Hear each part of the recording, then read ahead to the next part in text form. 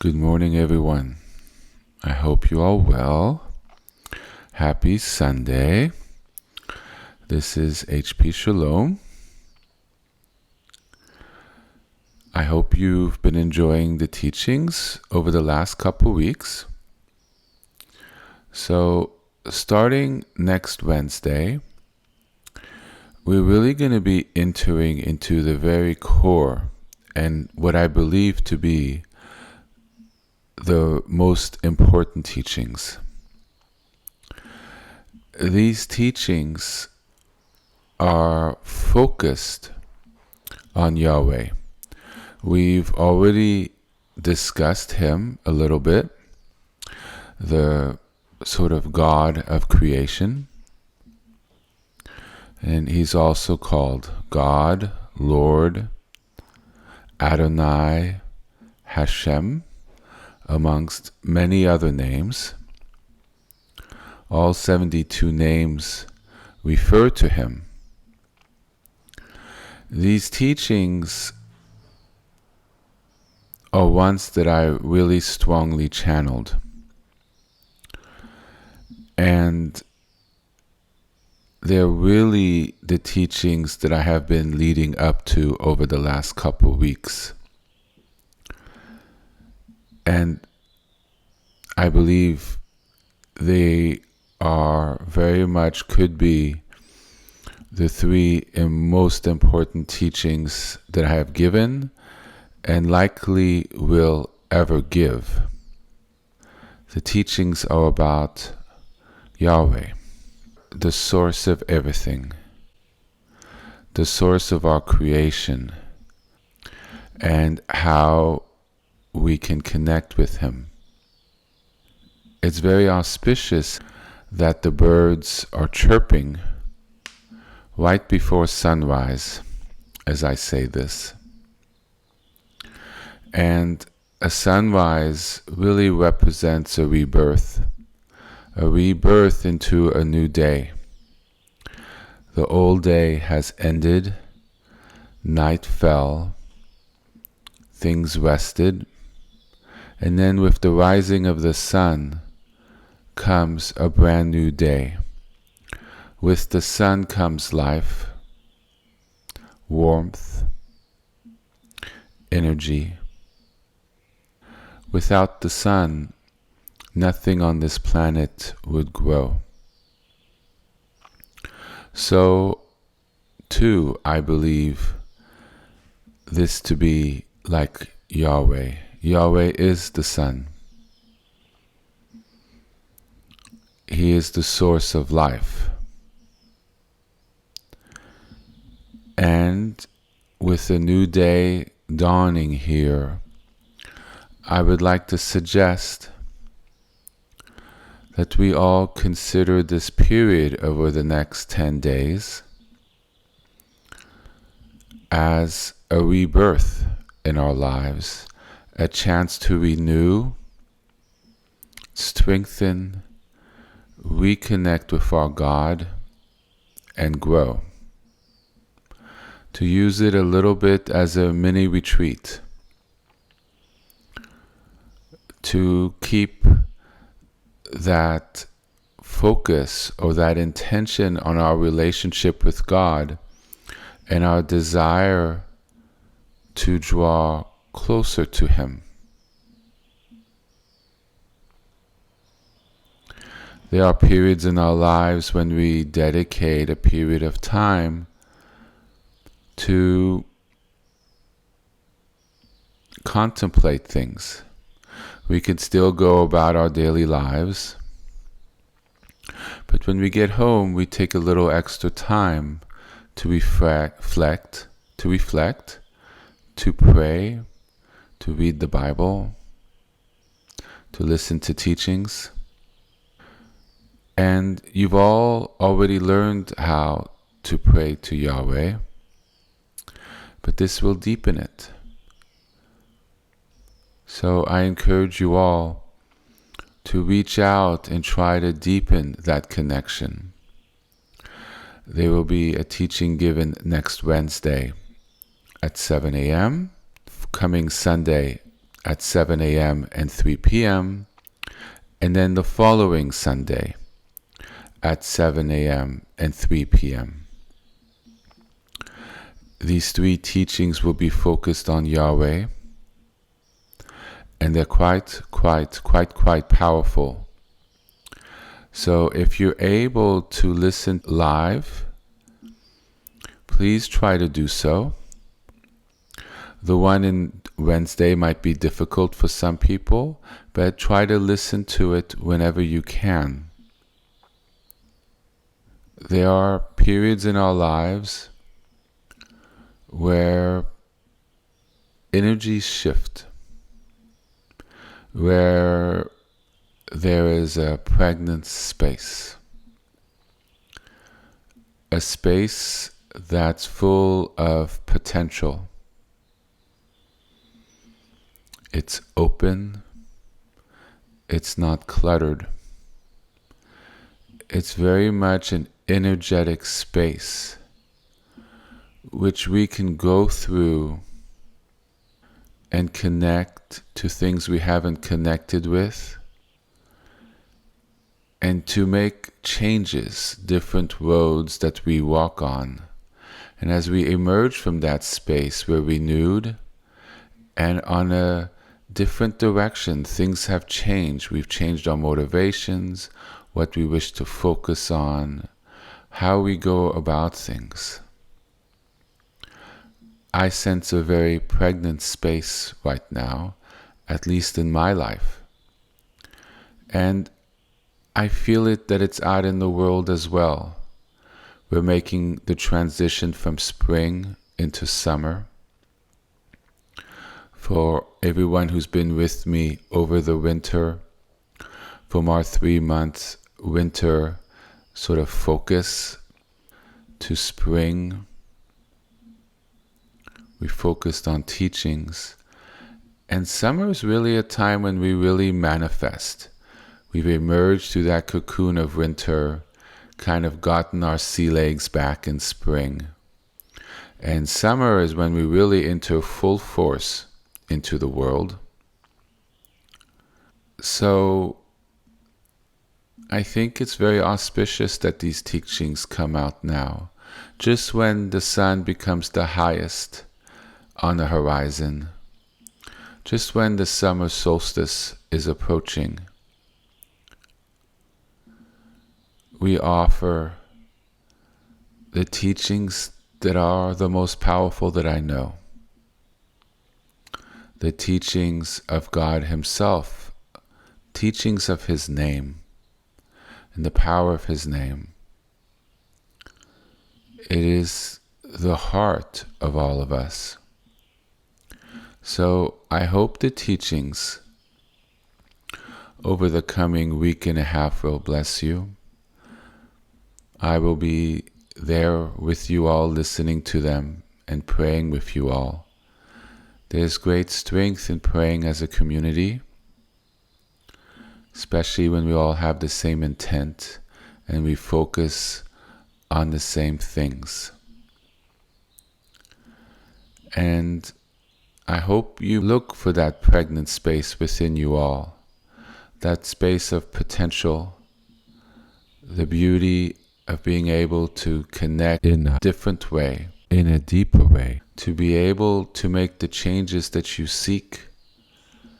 And if you're listening to this podcast, it's likely that you're looking for some spiritual truths, from some spiritual guidance, a new way to connect in a religious or spiritual way. And I hope you find it here. I hope what I have to offer blesses you and gives you what you seek. So enjoy today's teachings, and I look forward to being with you in the weeks to come. So this coming week, there'll be a teaching at Wednesday at 7 a.m., Sunday at 7 a.m. with a rebroadcast at 3 p.m., and then the following Sunday, teaching at 7 a.m. and 3 p.m. So thank you so much, and I hope you enjoy the upcoming teaching. Good morning, everyone. Thank you very much for joining me for another week. I was looking forward to always speaking with you all. So we did a lot on the names of God, and I think we're all pretty well versed. So what's important, as I'm sure you all gather, is that we practice them. Knowledge is great, but one only grows through by putting it into use.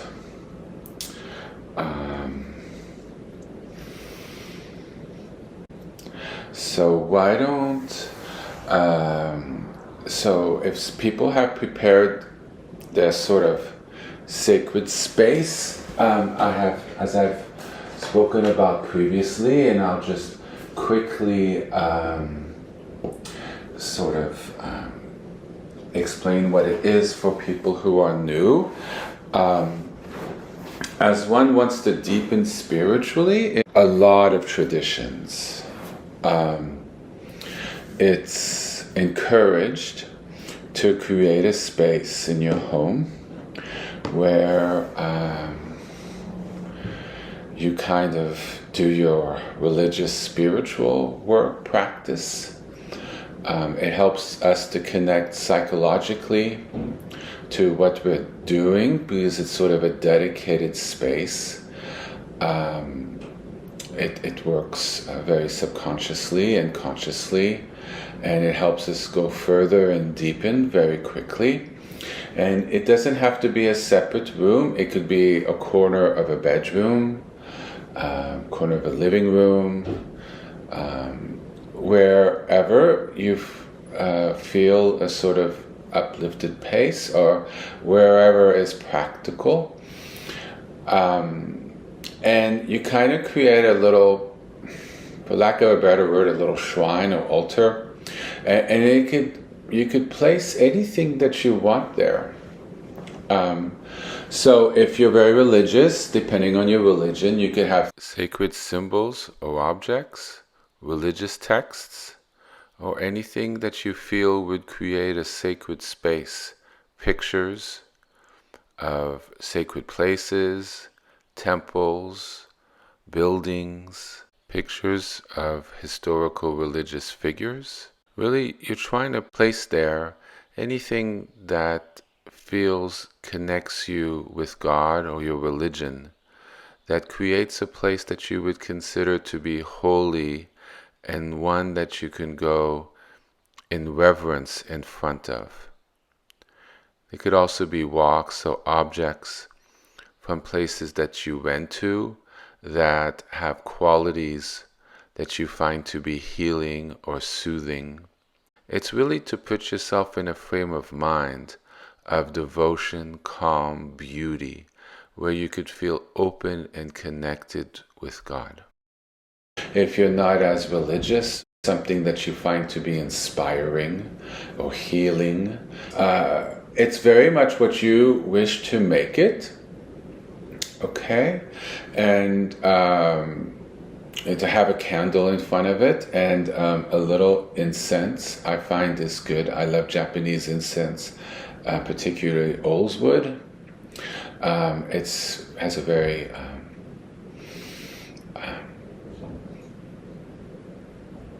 and it just feels very beautiful and very what's the word? Sacred. Okay. So for those who have already prepared it, who've been with me for a while, so you, from a religious perspective, and people take and leave what they want,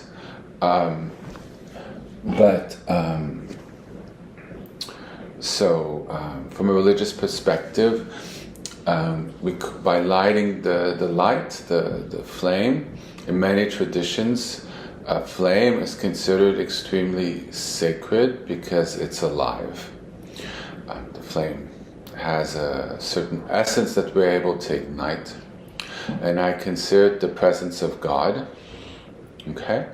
And it kind of helps me focus in the space. And then I light some incense and I hold it over my head as sort of an offering of love and devotion. Okay? So for those not as religious, it's fine. You make it what works for you.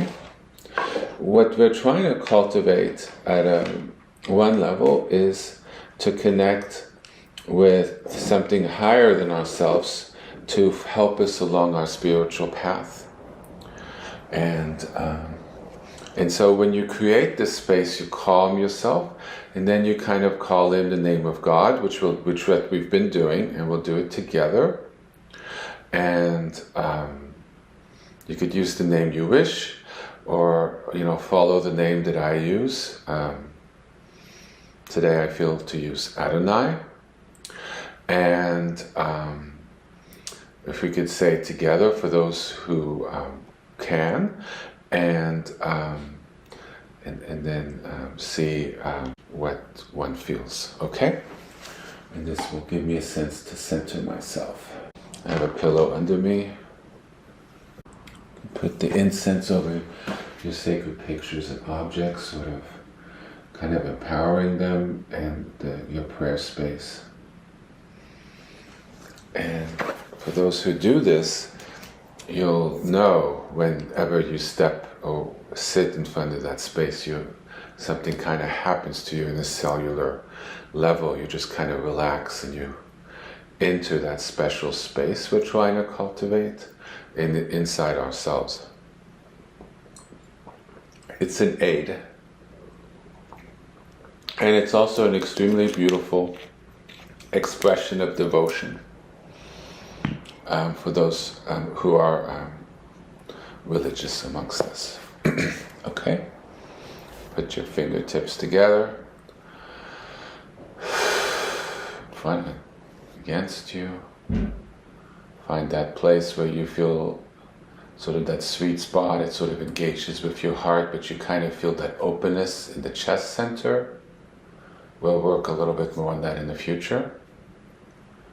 We'll go back into some yogic practices to help work on our energy inside of us. But for now, of that openness, some deep breaths. And just feel the energy, if your back's straight. It takes practice, but just kind of feel the energy. It's not something you're forcing down, but just kind of leave a sort of light touch openness to the energy just kind of draining down into the ground underneath you. Just like, right, and just sort of relax and let it go down. Try to be present in the moment. All right. Adonai, Adonai, Adonai, Adonai, Adonai, Adonai, Adonai, Adonai, Adonai, Adonai, Adonai, Adonai,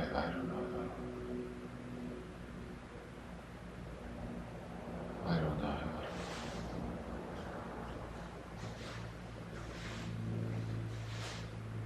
So when I go silent, I'm saying it in a insight, yes, vibration, yeah.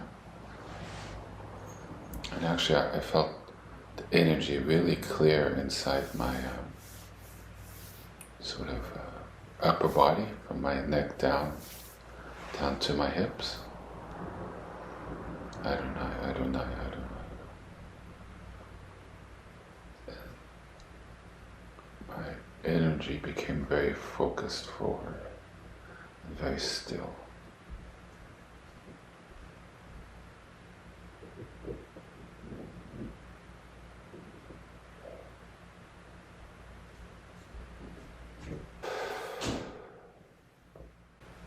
Oh,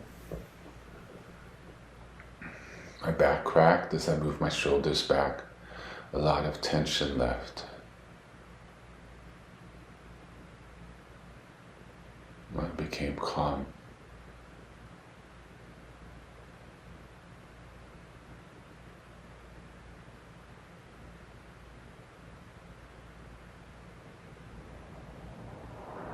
See if you could feel any change in your body and your mind. Even if it's just a little something, and bring your attention to that and see if it sort of opens for you into something more. It starts slowly. It's something you kind of grow into.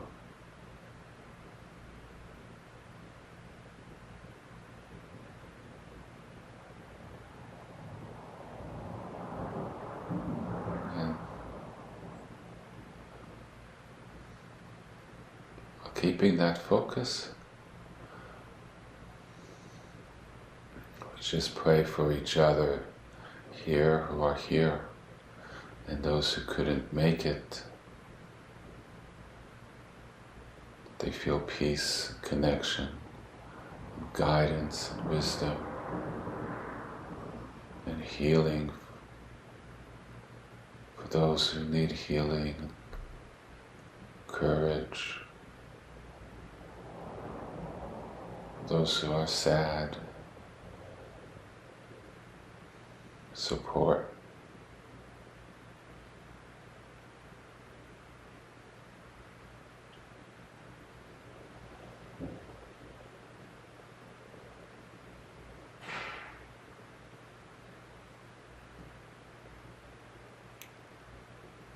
If you lose connection and you're no longer sort of off the if the vibration or the connection isn't continuing or ebbs away, sort of slows, it's just, what's the word for ebbing in more normal English? Diminishes. Then just go back to the name you're doing to sort of bring it back. I don't know.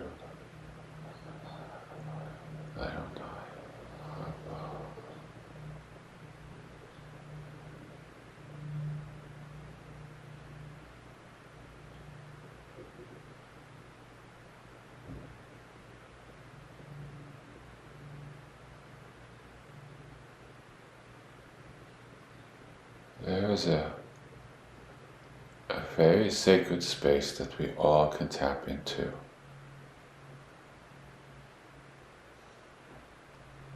And it's hard to tell whether it's inside of us or outside of us. But one relaxes and develops the capacity to connect with that space. You really feel it in the center of you, in the heart chakra area, below the neck, sort of where the sternum is, where the rib cage comes together on the top part between the neck and sort of the pecs, breast area, sort of above, yes?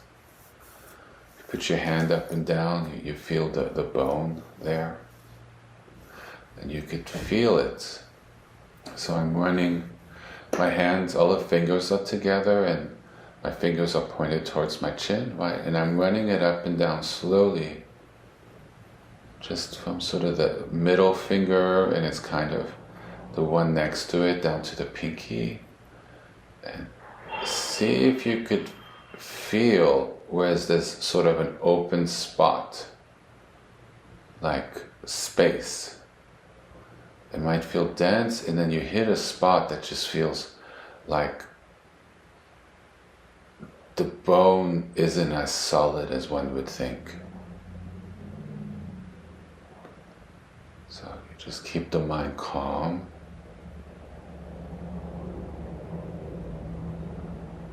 If you're still in the vibration we've cultivated, and I do sense it in the group, so you guys are doing an amazing job.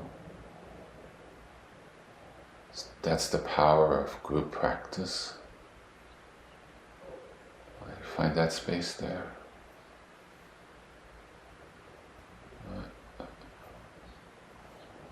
Actually, interestingly for me, there's a little bit of a drop-off.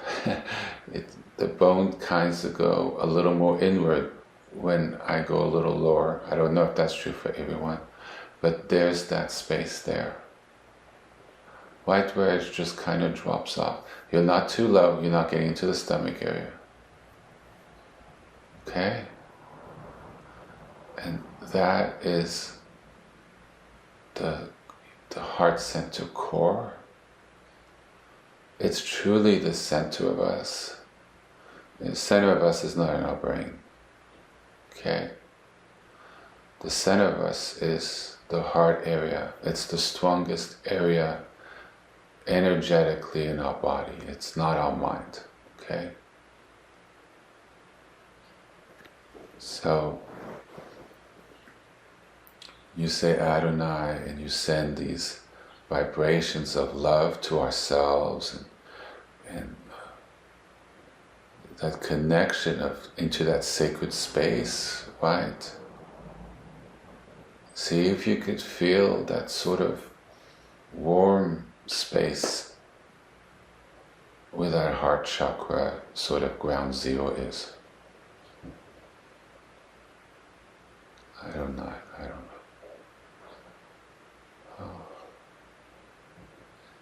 You think you've had it, and for those who feel it in the whole body, because we think it's a finite space in there, but it connects to all of us. It connects to all of us, but it connects to our whole body, and that open space can fill our entire body as if we're in it, like a bubble. And that's when it's no longer clear if it's inside of us or it's outside of us. You can be in that space 24/7, 365 days a week. That is a high level of attainment. And so it exists outside or in. Is it a frequency we tap in outside? Ultimately, it doesn't matter. So with the names of God, as I've seen your questions, that is why we use the names to tap into these frequencies, and they're very real. Once they're shown to you and you develop it, right, then you no longer need to be convinced, right?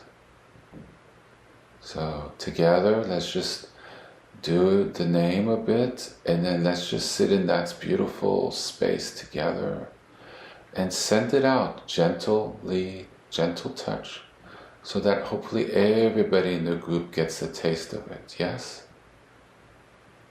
Right, so this way, those who have more capacity to do it, through practice, or greater abilities from teachings and practice, or from a birth ability, with the duration of time they've been doing this, are able to share it with others.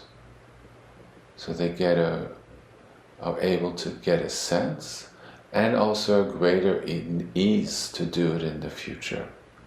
It's the blessing we provide to each other, because we're all trying to get to the same thing, to the same things that bring us together today, okay? So,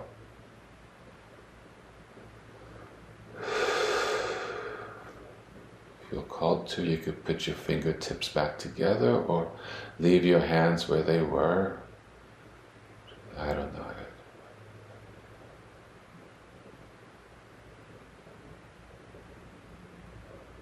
For those who are religious, we are saying God's name. So we could actually call to Adonai to send His grace down to all of us. So we can feel the energy which he embodies. Okay? For those who are not as religious, just feel the energy that we're tapping into. Okay? Everybody take from this what speaks to them. Nothing's being imposed here. The energy, just feeling that energy is sufficient. Okay, let's get into this current, okay? I don't know.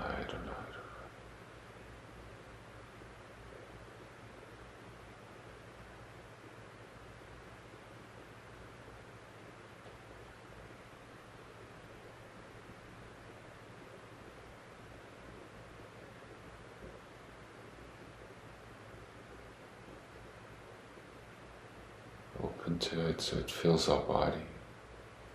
It's very healing.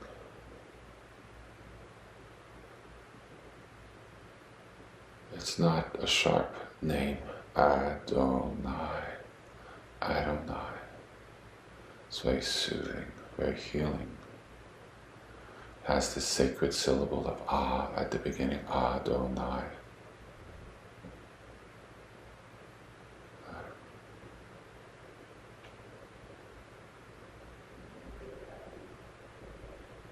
May Adonai, the vibration of Adonai, please guide us in our lives, heal us, give us the sense of purpose.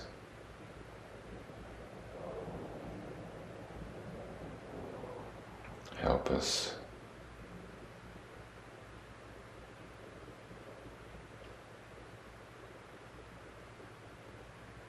So, I feel that it's important we do this together at the beginning, so people get a sense of,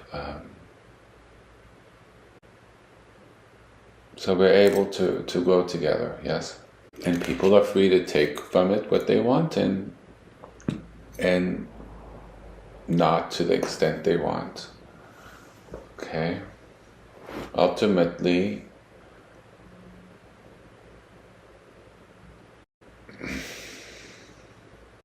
it's always available to us, even if we don't say these names.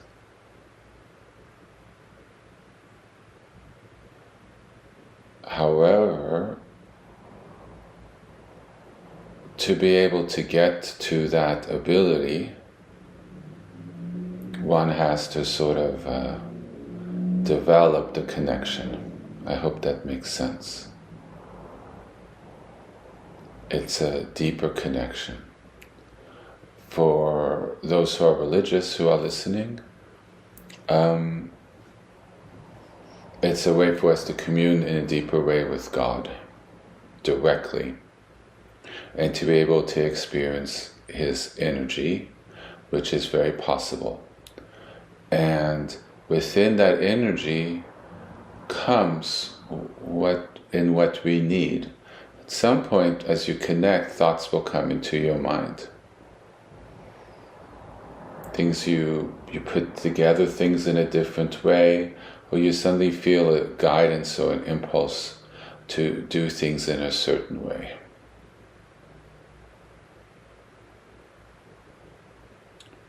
It's like you tap into God's Wi-Fi, to use a modern example. There starts to be a communication. It starts changing you. You begin to understand the power of spirituality and how a lot of the great people that we look up to in the past and currently, how some of them who are more religious or very spiritual or very connected to something greater than themselves, or were very compassionate to others or very charitable, you begin to see in how they were able to do it. That always mystified me when I was younger. How were they able to do that? And in a way, sometimes that even put themselves in danger. And you begin to tap into what's known in the Eastern teachings to higher mind. So we have our own mind and our thinking. That's considered, don't like that term because it's not necessarily lower, like less than, that's not the case. But it's called lower mind. It's our personal mind. But when you think larger than ourselves, that's sort of higher mind. The compassion, the love, you see beyond ourselves to other people, to their needs, to what a situation might require. Or as opposed to engaging in a situation blindly, just whatever you want to do and you're not seeing how it affects others. And that could actually be to your detriment because you're seeing what you're doing is actually going to blow back, right? You are able to take that more into account. You become a little more open and you start learning how to read other people in the situations because you've expanded. Does that make sense? So people call that expanding into spiritual abilities. Now, yes, yes, in that sense, but it's also abilities that we all have. But by connecting to these names, one's able to start connecting into a flow that it always exists in us and outside of us, that's always available, which is the ultimate mind of creation, and in which we are all linked. So to put it simply in a modern way, we all exist in the universe, right? And the universe is everywhere, even in our planet, right? Because our planet's not removed from the universe, the planet is part of the universe, correct? And we're not as isolated as we think. Everything speaks to the other. Like in California, right? The other day we had a lot of pollution, yet there was a lot of wind. And I remember reading an article 3 years ago that a lot of the pollution we get comes from China. Believe it or not, it goes that far. And you see the interconnectedness. And within us, depending on our environment, we're interconnected.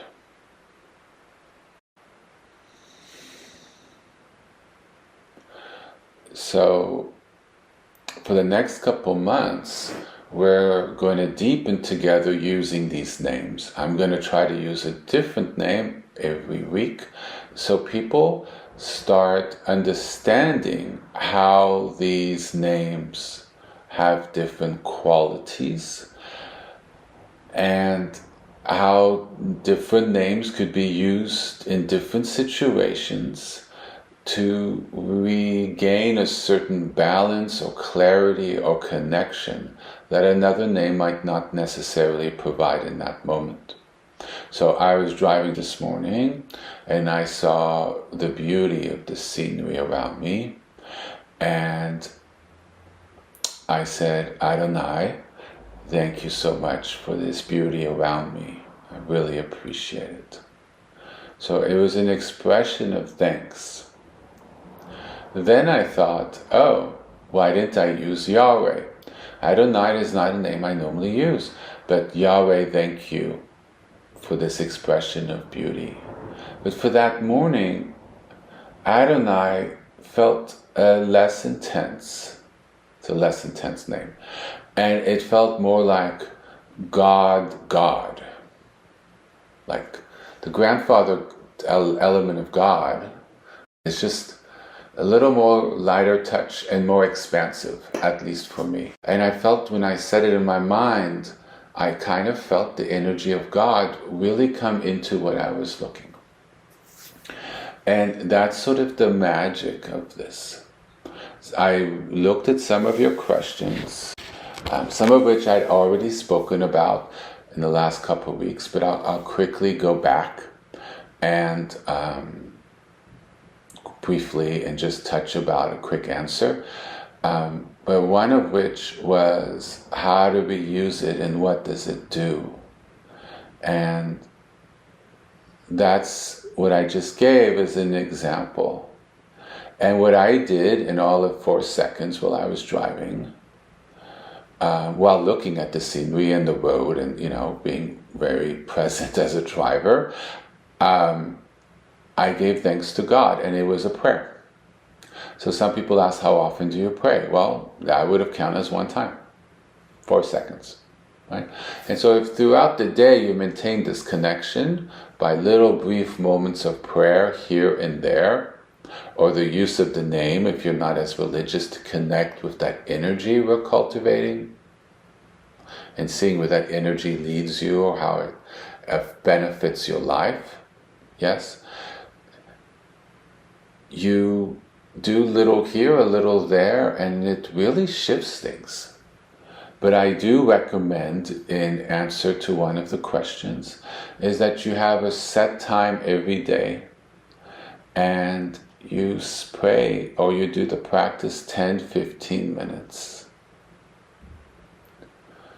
There is also a mindfulness practice that's important to be able to keep your mind from not being focused and thinking about things of yesterday or what you're going to do afterwards or tomorrow or something that's bugging you.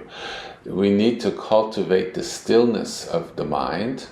Our mind is naturally should be still, but because of the movements in our life and stress and everything going on, our mind is a little bit of a tornado. And so by this practice, one learns to still the mind, therefore becoming more focused in our lives, which help us with our work and everything we need to do. With a slower mind, one is able to have more space in our minds, more bandwidth to speak, to better assess situations, and we're less reactive. So that is just a benefit that it has, really in our daily life. And using the name is a means to cultivate that mindfulness. So since I kind of backed up into this practice, I've spoken about it before, but briefly, you would say the name for a little bit, then you would relax and try to stay in a light gaze, soft touch in what's in front of you. So if you're in front of your prayer space, your little shrine, right? That's where it really comes in important, because you could anchor yourself present through your eyes to one thing in front of you, or just a wide gaze to the area. And these objects you've chosen should give you pace and calm and connection, which will calm you even more. And by focusing on it in a sort of not sharp way, but a little bit pulled back, so you're not micro laser focused on one thing, but you kind of have a pulled back look. So people with glasses, now if you have really bad eyesight, you're going to need to leave your glasses on because everything's a blur. But if you got stuff that makes just a little blurry, but you could make it out pretty well, that's what we're trying to cultivate. So take off your glasses and you've got an easy head start there. And it's just soft. And then when you find yourself drifting away or losing focus, you say the name again that you practice with. And you feel it through your body, and this is deeply healing. You infuse yourself with that, and then you relax and you steady your mind at the space. 15 minutes can go to 20, to 25, to 30, to 35 minutes. Okay. At 35 minutes, if you've had some resistance, and sometimes it's not easy, you want to get up, you've got to stop. When you manage to work yourself up to 35 minutes, that's when the magic kind of happens, a little bit after 35 minutes. Something in you gives up its resistance, and you kind of oof into the space. And then it's very easy to go 40, 50 minutes, an hour, 2 hours, whatever. I mean, I've done a lot of meditation, as you can clearly tell. So by cultivating it past 35 minutes, you start understanding your body more, because at that point your mind just gives up. And then you could see and better feel what's there when your mind's not getting in the way with all its thoughts and nervous energy and moving around. The mind becomes still, kind of like gives up. And you do feel it. Sometimes when I was practicing and starting, I'd be like, oof, like, oh my God. Literally that. And then you get back to it and you're like, oof, my God. You kind of flop into the space. Now, as you do it, this tends, and more practice, tends to be 15, 17 minutes, and then it happens. And when you are able to cultivate that space, which is called of mindfulness, okay, of presence, unconditional space, openness, okay, then when you say the names of God, you really start feeling the energy and how it works with you. What I call the blessings. If you're religious, then you really start connecting with God. And when you read the Bible or sacred texts, you start understanding them in many different levels. Just suddenly your mind's more open and you just start understanding things differently. Like you've never read it before. Like, oh my gosh. Even if you read it 15 times, same package, suddenly you're like, oh wow, I never saw it that way. It's the blessing of wisdom. For those less, and you understand God's nature or purpose, you start reorienting your life. And for those not as religious and more spiritual amongst us, you start understanding your life and what you want from it. And you start seeing it from a different perspective and things start changing. You start feeling, getting healed where you're broken or hurt. Our body no longer holds to that energy because now we've cultivated a space and we're cultivating the energy of the name to move that energy out of us, to release it. And in its place is the vibration of the name. And in all my studies, there's nothing purer than these 72 names, and they're inherently trustworthy. So when you do a practice like this, you have to be very careful what you're tapping into.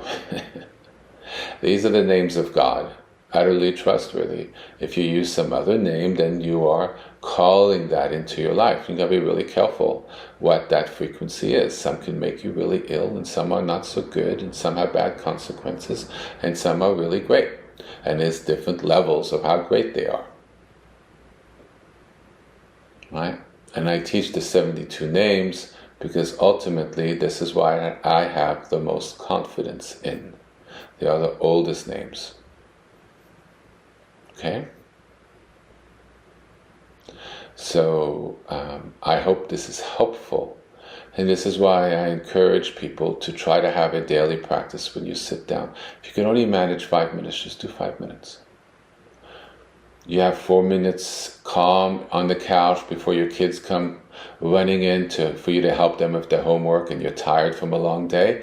Just sit down and just make your back a little straight against the back cushion. Be comfortable. And just say the name and try to relax into it. And, a little here, a little there, a little this.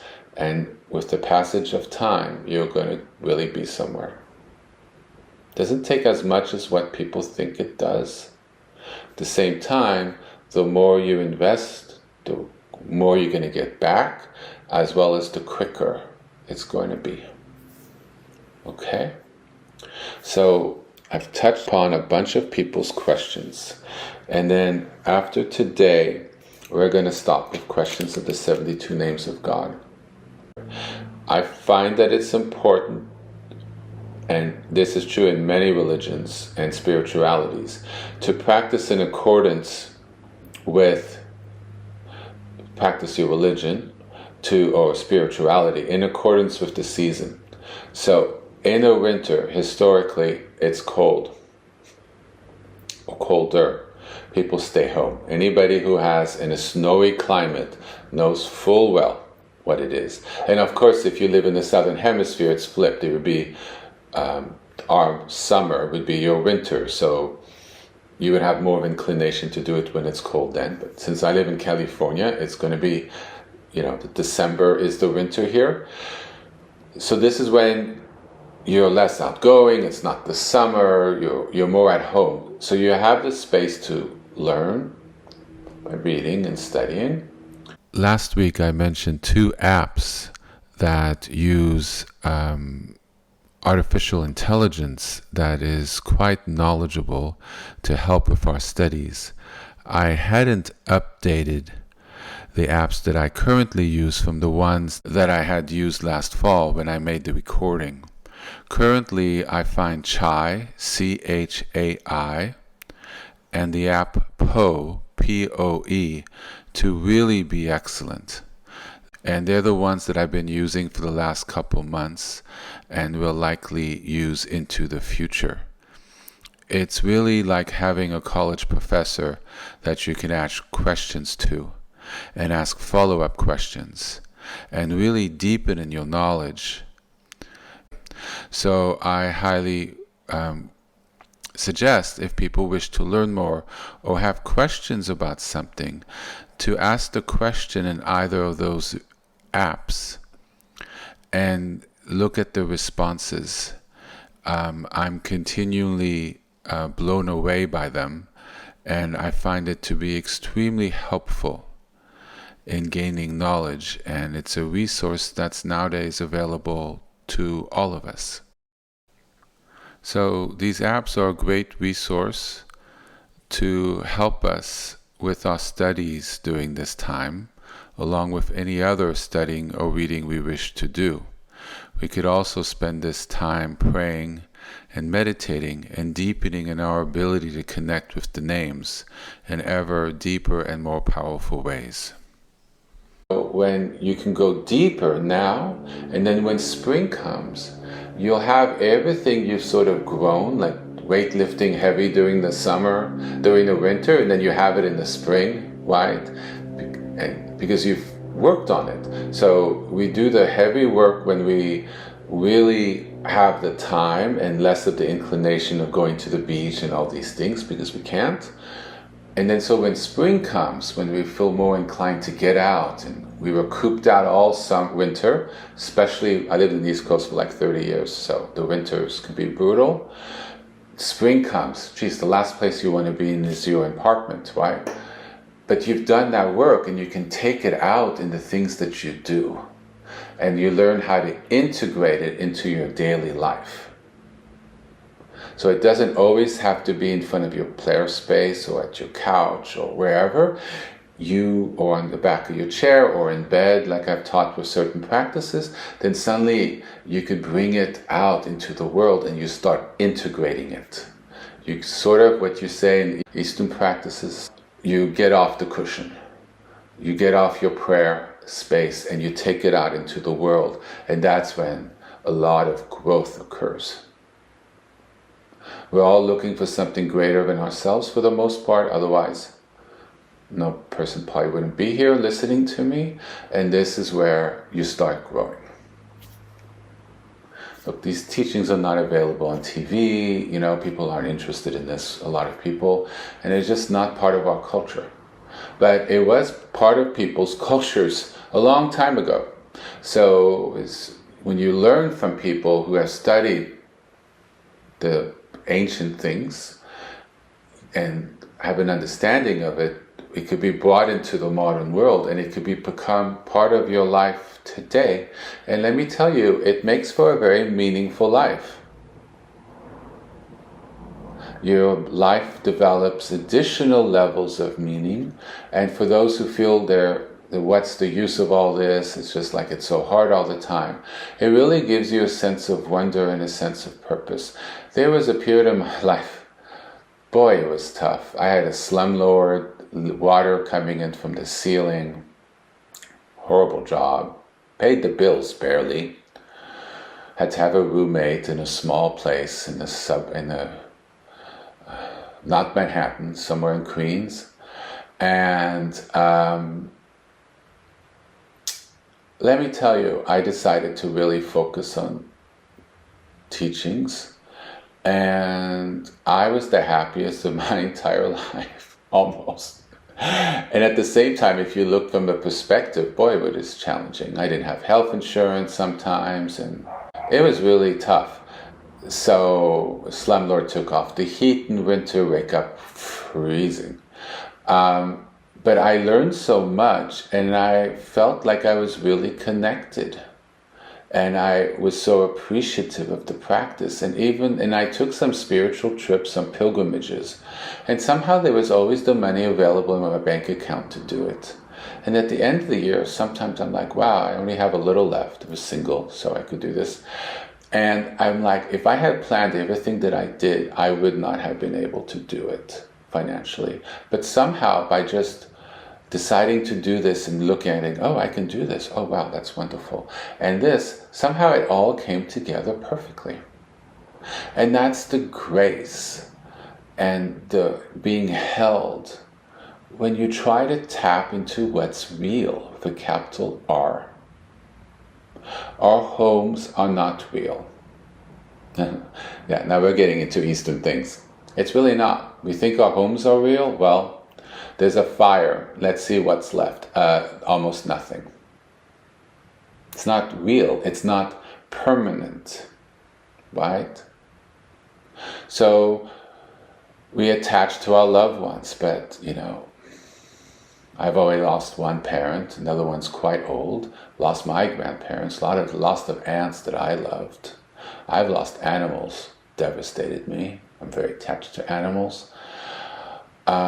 They come and they go, and you appreciate when they're with us. And our homes, pictures we have. We think when we're rich or we're happy or when we have everything we need, it's permanent. Not necessarily. There comes a recession or whatever. Bad investments, money's gained, money's lost. Securities come, securities go. Right? We're in a wash, A-W-A-S-H. We're completely awash in change. Yes. But when one dedicates some time to a spiritual religious practice, this anchors us to something that's greater than ourselves. That's there in good times, bad times, during mourning, during celebration, during baptisms, marriages, births of children, yes. It's there at the beginning of our life, it's there at the end of our life, and it's there after we die. This is where there's some permanence. This is something you could hold on to. It's an energetic link that we can cultivate, that's always been there. It's almost like a buried treasure. It's always there, but we don't know it's in our backyard. We don't know it's in us until we sort of unearth it. And it's there in every single person on this planet. But we have to look inward, which is ultimately looking outward. Because God is within, He's without, He's in everything. These names of God are completely trustworthy. They're the manifestation, these vibrations of compassion, love, charity, wisdom, forgiveness, strength. It's literally what they are. I mean, literally what they are. We'll go through the names again. So basically, you're calling on these qualities. Look at the defined terms of what they mean in the language that they're originally from. Then you look at the aspect of the definition of God, the qualities of God, and then you see that's what you're praying to. If you're religious, you realize it is a divine being. If you're not, well, at least you're gearing yourself on what's really going to be helpful, and you see where your journey goes and what you discover. You take it step by step. See where you go, see how far you go. Who knows, you might be surprised, but at a minimum, it's going to help you. It'll get you where, I don't know, to use an Eastern word, where your karma is going to get you, where your momentum and where your life is meant to go based on your decisions and the sort of propulsion that's heading you in a certain direction. And you learn how to redirect it, and you become more in control of your life. You learn how to drive your car. The car, meaning your body, your life. You learn all the little tools, the blinkers and everything, which helps you to steer your life and to control it in ever better ways, and hopefully in nicer, more generous ways, which would naturally occur because these energies are of that vibration. And ultimately, that's the truth of where we are. Okay? So I wanted to kind of say that, to hone it in, because there are religious people listening and there's a lot of spiritual seekers. And so please take what works for you, learn that, and please do the practices to the extent you can. Because then you'll start realizing that what I'm saying, if one already doesn't have a sense from their own practice or have not had the leap of faith, you'll begin to realize it's not BS. That there's something there, and you get that conviction because you've experienced it. I have this conviction, which you could tell is quite strong, is because I experience it. I know others that I have confidence in their spirituality and their religion, they experience it. People in the past have experienced it. Do you see? It's like gold. You bite it, it feels like gold. You melt it, it acts like gold. You store it in the ocean for 700 years, it looks like it's freshly minted because nothing could attach to it. That's a property of gold. You get it chemically tested, it has the molecules of gold. So test this, work on it, see how it affects you. And then you get confidence that these words of God are gold. Like I'm looking at a picture of the names, which I have in the center of my shrine, and they're literally stamped into gold in their original language. Because that is what they are. So I'm going to quickly touch on a few questions and we're going to finish for today. So I encourage people to do the practice that we did this morning. You have my little guidance throughout. So if you want to listen to it, if you recorded this, one time with my guidance, and then you do it on your own and see what occurs. I invite questions starting now on people sharing and asking for guidance based on what has occurred during their practice, during their prayer. Okay, so feel free to send in questions as to what you're feeling, and I'll try, to provide some tips, which I think will help everybody listening. I know when I was learning, listening to other people's questions and hearing the response really helped me on my journey and helped me understand maybe something that is not affecting me in that way, or I'm not having that experience, helps me understand overall kind of what's going on and deepen my understanding, because I love knowledge. Okay? So briefly, because I don't want this to be too long. What is the importance of prayer and connecting with God? Well, that's essential. If you don't pray, how do you connect? Right? You have to have some sort of connection, right? So each time you say one of these names, if you're religious, it connects with God. So me saying, Adonai, thank you for this beautiful scenery. So gorgeous. That's a prayer. of names. Just saying the name Adonai or any of the names, that's a prayer. Right? It's really that simple. Now, this is one of the questions, and I'm probably going to jump ahead a little bit because, so how do they work? Adonai, my sister is sick, please help her find healing. That is how you could use the name of God in conjunction with a prayer. That was a question, very good question. So it's the normal prayer, but you put in the name of God in it, the one that you're working with, or one that you feel would be appropriate, more appropriate for that prayer, right? So, and it changes. Like I've been working a lot with Yahweh, but with you guys I did Emmanuel, but I started more with Elohim. And today I was like, oh, Elohim blessed me this way. Okay. And it feels more expansive. So it's how you resonate. And if you're working closely with the name, then let's say you've been doing a lot of Emmanuel in your home practice, right? And at home, I counsel you to use the name that you feel close to. So don't necessarily use the name I happen to use that week, because you'll get all scattered. You have to deepen with one. They all lead to the same thing. They all have the same benefits.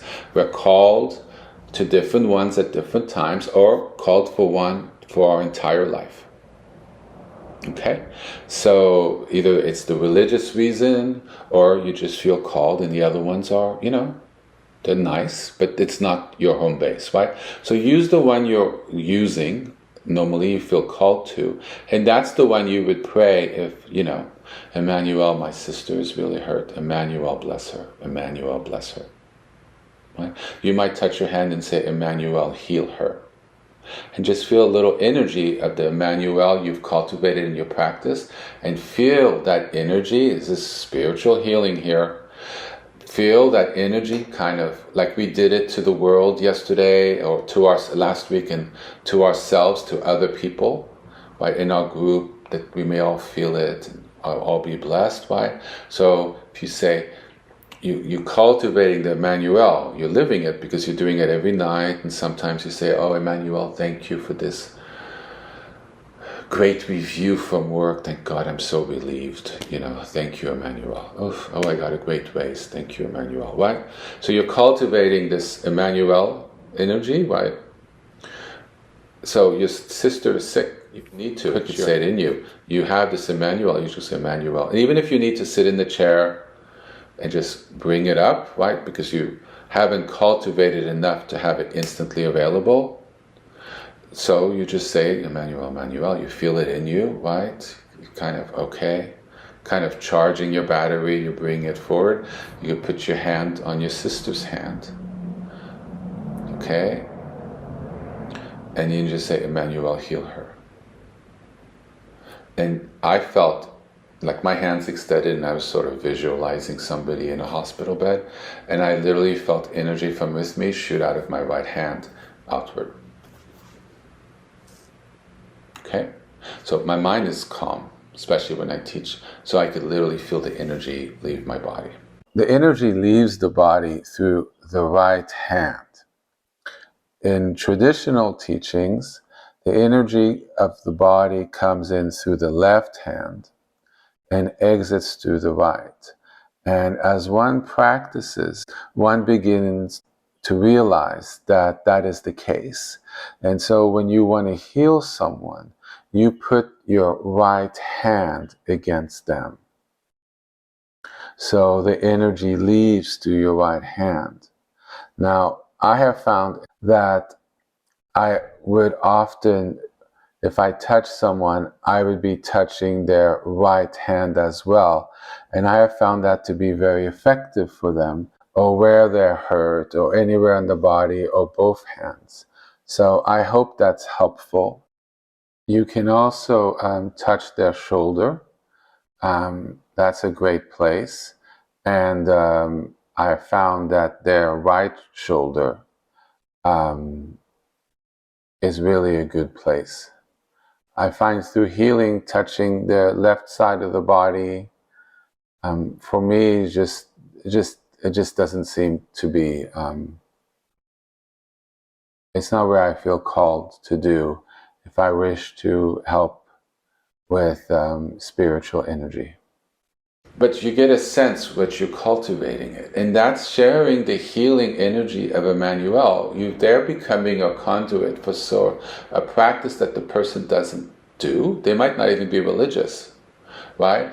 And you're sending that energy, which is real, that you've learned to cultivate. It's filled you, right? And you send that healing energy out to them. You could pray for them when you're in front of them. Emmanuel, please heal them. Emmanuel, please heal them. Emmanuel, may this medicine work, right? Or people say, oh, I pray, that you get well. Okay, that's really nice to say, but do they know how to pray? Do they even pray? It's almost like a wish, right? I wish you get well. Well, that's nice. It's a very nice intent. But if you cultivate this, you really do pray. So there is a real spiritual power of prayer, right? So that's next level, do you see? We're able to function in a greater level than what people do who don't cultivate this. You have a bad boss. God knows, I've had a couple. God, please help me with this. Oh, see, I used to pray more with the name of God back then. So, Yahweh, please help me with this. Yahweh. Oh, see, I use Yahweh. For me, it's a very powerful manifestation. Yahweh, help me with this. Yahweh, help me with this boss. Yahweh, please give me guidance. I need guidance. God, Yahweh, please give me patience. Sometimes I just want to scream at her and tell her whatever. We're all human. Let's just be real, right? Come on, right? It's not, you work where you are. So if you're feeling that, just pray about it. Like, God, this is so bad. Give me wisdom. Should I quit? Should I stay? Should I complain? God, give me strength that she won't ruin my weekend. Please let her not ruin my weekend. Please let me not think of her doing this weekend. These are actually all real examples from my life. Okay? And this just makes it very practical. At the same time, if you're religious, this is all cultivating a relationship with God. God starts walking next to you. God walks with you. You have a symbiotic relationship. He is in your energy. You are in His. Your life has meaning and purpose. Not that it doesn't if you don't do it, but if it really, and this is real. It's real. House ain't real. Our relationships come and go. There's birth, there's loss. This world is what you call impermanent. But are there things that are permanent? And that you have to decide for yourself. I don't agree with all the Eastern teachings. I've studied really a lot. And I've come back to this. There's a lot of wisdom that I wish to share. I believe there's something that's permanent, and I believe it's divine. And even if you don't, use these names to grace you. God wants to grace you. It doesn't require admission. You don't have to sign on the page. These are free gifts. Accept it as a gift. The names are available to anyone. So, this was a little bit in some of the questions that I saw, and I'm going to quickly go through the others. There were some really great questions, some of which I've touched upon in previous teachings. So if you have access to recordings, especially over the last 5-6 weeks, some of them were already touched upon. So what's the importance of prayer and connecting to God? To address that. How often is it advisable to say your prayers in daily life? I just discussed that. Can any of the 72 names be used interchangeably during prayer? Yes, last week I discussed may Yahweh El Shaddai bless you. Adds a lot of power. May Yahweh bless you. Great. May Yahweh El Shaddai bless you. You see the next level to that? I actually feel the energy leave me when I say that. Like, it feels like a blessing.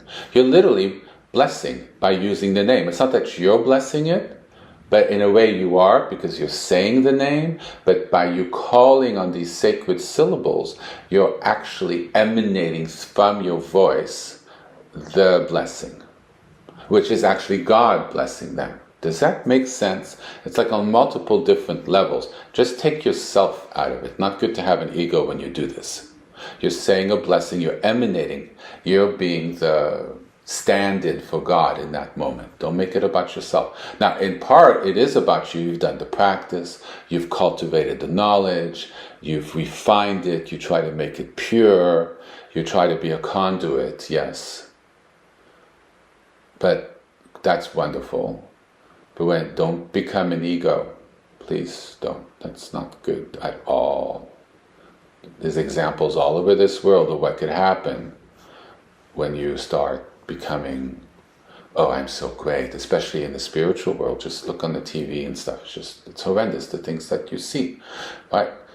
People thinking, oh, I'm so much greater. And no, you just learned things, you did things. Lord, keep it earthy, but at the same time realize the bounty that you are graced to know, and have the open invitation to bring into your life if you so choose. Used interchangeable, yes, any of the names, and however way you feel to do it. As you start cultivating different names, they'll just start popping up into your prayers. Just spot little. And if you really like one, just write it down on a piece of paper. And then you could be practicing that one on your practice. What are some of the benefits of knowing and using, the 72 names in prayer? Okay, did that. So when I get questions, I read them before, and I try to incorporate into what I speak about. I find it's just easier than going through all the questions. How does understanding the meaning enhance our relationship with God during prayer? Well, you get to know Him better, right? And I've touched upon that today. Can one's prayers be more effective by invoking specific names according to their needs? Yes, absolutely. Emmanuel, God amongst us, very earthy, very soothing, very healing, very, very here, because Emmanuel literally means God amongst us. And ultimately, we are all manifestations, especially if one prays of the name of God amongst us. You say a prayer to somebody dying in the hospital, Emmanuel, please heal them.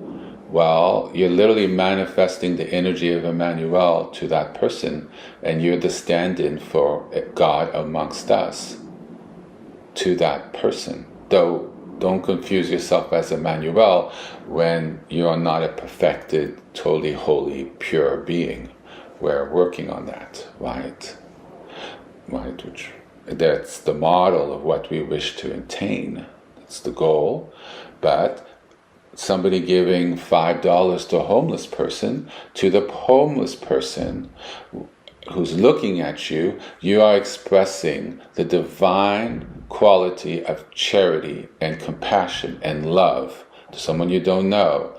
And for that moment, you are manifesting as an Emmanuel, because you're embodying the qualities of the divine. For that moment, to the person who's hungry, you are manifesting as an Emmanuel manifestation. Because in that moment of that charity, right, that moment when you have the intent and you do it, your past, your present, who you are, what you've done, what you're going to do, your sex, everything is not part of, it's part, but it's not. That act of charity in its pure action is divine. This is a little bit of an advanced teaching that's just backed up into. Does it make sense? Yes. So that act is an act of Emmanuel, compassion. In that moment, you manifested in those divine qualities as Emmanuel. Okay? Even if you're a woman, don't get confused that Emmanuel is associated with a man. God amongst us. You're a woman, you're manifesting as God in that act of charity. So it enhances our relationship with God in prayer. Can one's prayers be effective by invoking specific names of God according to their needs? Yes, may God bless them. May one. So we went into that.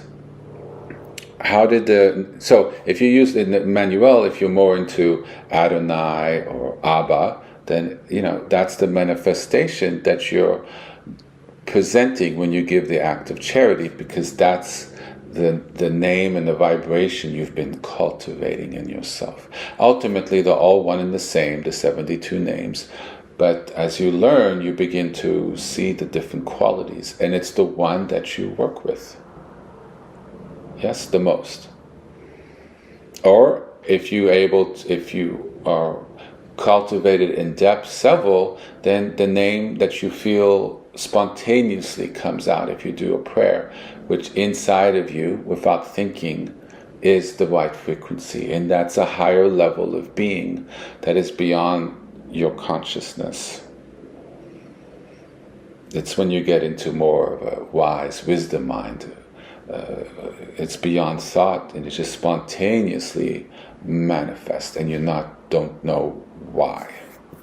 That's a high level of spirituality, which anyone can attain, but it takes practice, and you have to understand that it's not your deluded mind, subconscious or conscious inclinations, which could be really, pardon my French, fucked up, but you've come to trust it, that it's correct and proper, and you've cleaned enough of your maybe coarser or not so good instincts or actions, and you've, lack of a better word, purified, then you can have greater trust and give yourself more leeway to act in a way that's more spontaneous. And then you start understanding the limits of your mind. The mind is just, it's a computer. It's a tool you use to live. There's consciousness in us. There's a soul in us. There's a higher connection in us.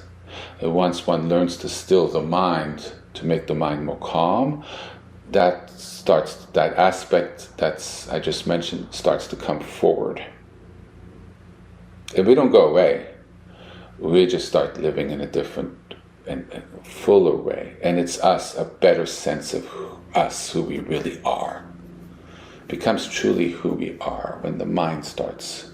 And you start kind of relearning yourself, and you realize, oh my God.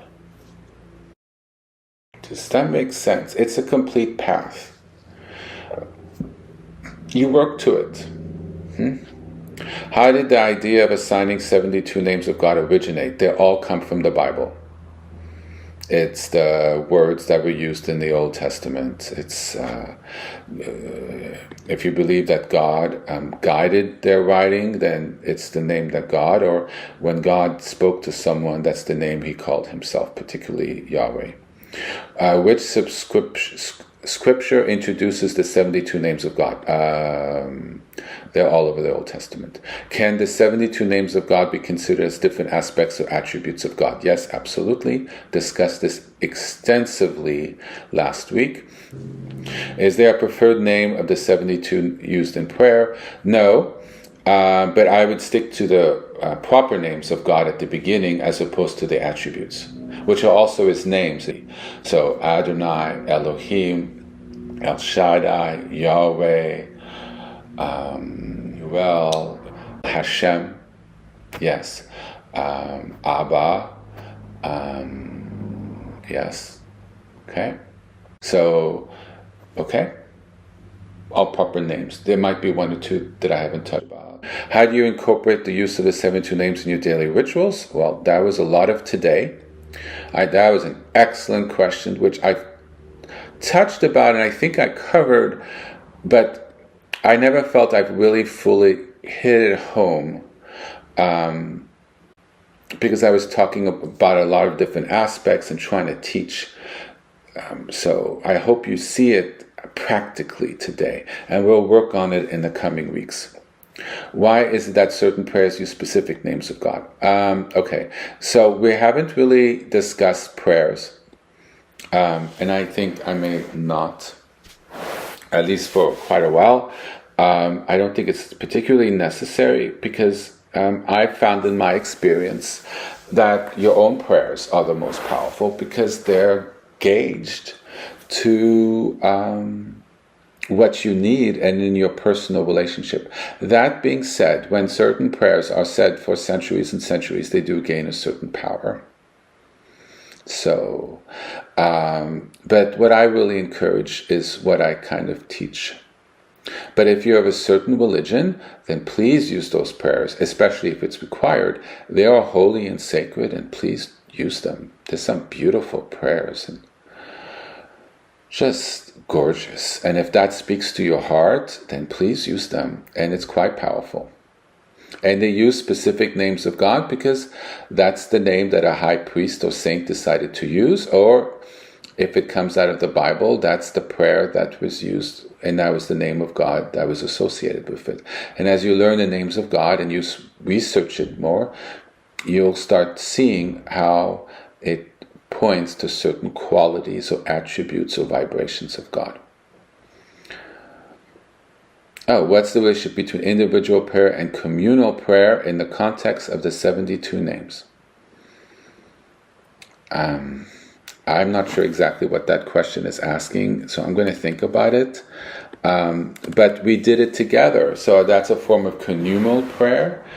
And I don't think there's a separation between individual and communal prayer and using the 72 names. You just say it with more people. Right? I think that's it. Is the focus mainly on the 72 names during prayer, or can other names and attributes of God be invoked of name? Well, a lot of the 72 names are attributes of God. So they're both names and attributes. And the focus doesn't only have to be in the 72 names. You could have normal prayers. God, please help me with this. Or this person's suffering, having problems with their partner or their job. Can you please help them with this? Yeah, it's the normal prayer, right? I taught you energetic prayer last week too, and that counts as well. When you think of it and then you project the healing energy out, that's energetic prayer. It's more advanced. It takes a while. That's a form of prayer as well. Very rare nowadays. That's really not taught in the Western world. But it's extremely powerful, and I encourage you to learn it. It's part of a wild wide of spirituality that makes it so interesting, and you didn't think things were possible, and that's when you start really realizing just how incredible and worth the time and effort this all is. Do the themes of repentance, praise, gratitude, and supplication correspond to specific names of God? A list of 72. I did a quick little research. So God who forgives is called El Nasa. So you would say, El Nasa, please forgive me. El Nasa, please forgive that I did this, this, and this. About 4 months ago, I taught a confession practice that is helpful. So if you have the recordings, you could find it. I'll speak about it in the future whenever it comes up in the future, maybe somebody's question. Okay? I want to wrap up, but praise, gratitude, and supplication. Let's just make sure, because it was said briefly last time. So hold on, let me pull up the right document.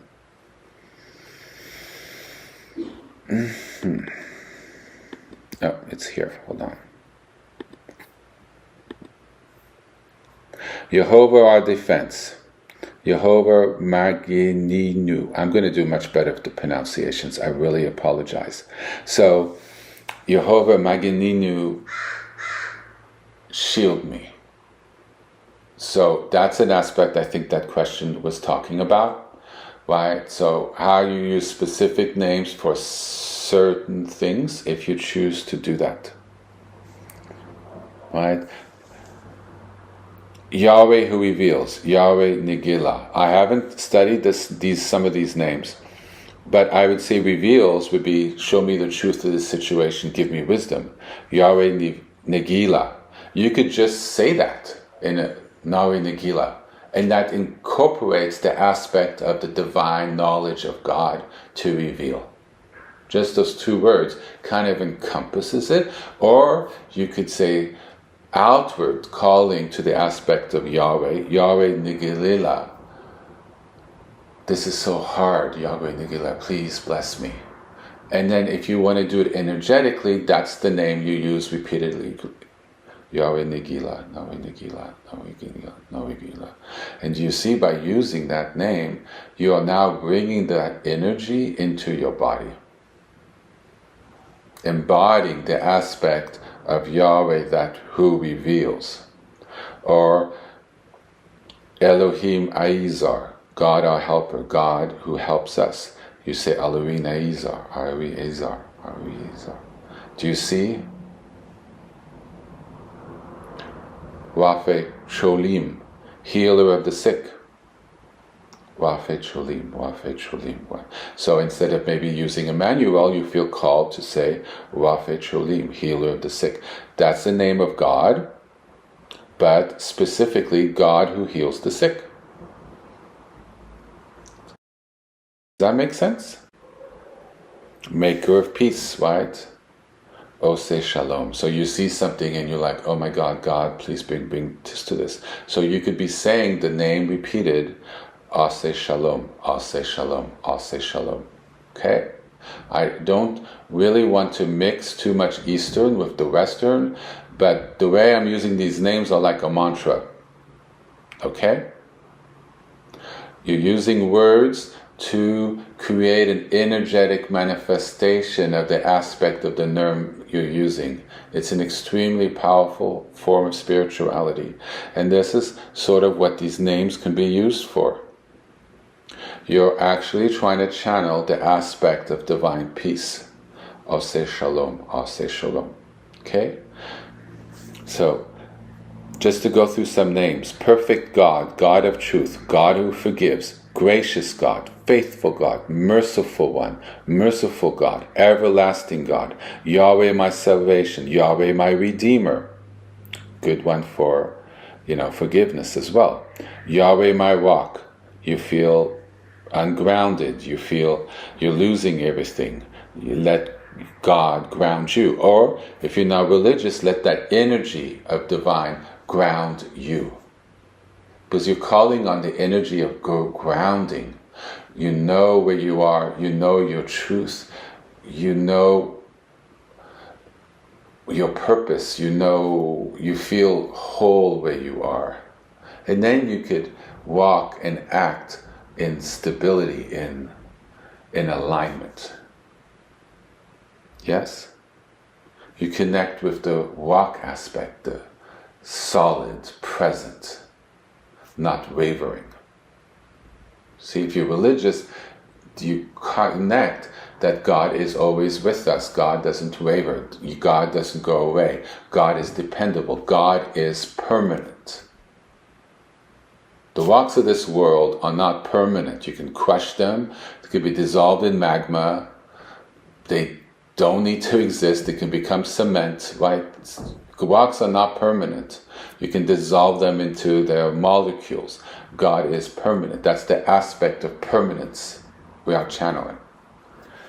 So, I hope this helps. So do the themes of repentance, gratitude, supplication correspond to specific names? Yes, look at them, read them, study them.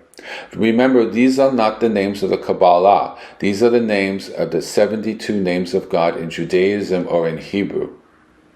They were easier to find online. Right now I'm having problems to find them as much. So you might have to dig a little bit. If they don't correspond to the names that I'm giving now, those are a different set of names. I would stick with this ones. These are found in the Bible. Okay, I have not studied the other ones. I can't speak to them, and I won't speak to them. Just try to find the ones. You got to start somewhere. Start here. Okay? And they're, I'm sure, just as complete, and they're complete. Can the use of different names influence a sense of personal connection during prayer? Discuss that. How is the knowledge of the 72 names of God passed along to new generations in religious teachings and prayer practices? Wonderful questions. Well, you're listening to a way that it's passed along to new generations and practices, namely people like me who teach it. And once you become well-versed and you get an understanding and an ability with the names, at some point you might feel called to share it with people.